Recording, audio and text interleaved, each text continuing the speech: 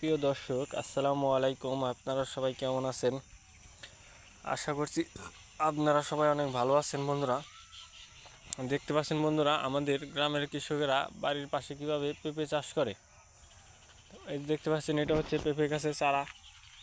তো ভালো করে আপনাদেরকে দেখাচ্ছি। তো এই পেঁপে গাছের চারা রোপণের জন্য আপনাদেরকে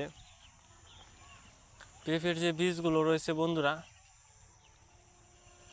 এই পেঁপের বীজগুলো আপনাদেরকে জমিতে রোপণ করতে হবে।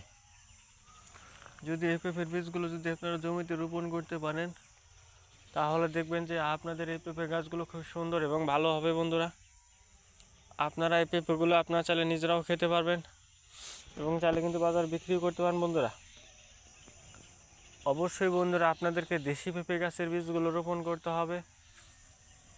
তাহলে কিন্তু আপনাদেরকে পেঁপে গাছের চারাগুলো খুবই সুন্দর এবং ভালো হবে এবং আপনারা সেই পেঁপেগুলো কিন্তু আপনারা নিজেরাও খেতে পারবেন এবং বাজারে বিক্রি করতে পারেন। বন্ধুরা, এই পেঁপের মধ্যে রয়েছে প্রচুর পরিমাণে ভিটামিন। বন্ধুরা, যা খেলে বন্ধুরা আপনারা অনেক উপকার পাবেন। বন্ধুরা, এই দেখতেই পাচ্ছেন বন্ধুরা, পেঁপে গাছগুলো আমাদের বাড়ির আশেপাশে কিন্তু এই পেঁপে গাছগুলো আমরা চাষ করে থাকি।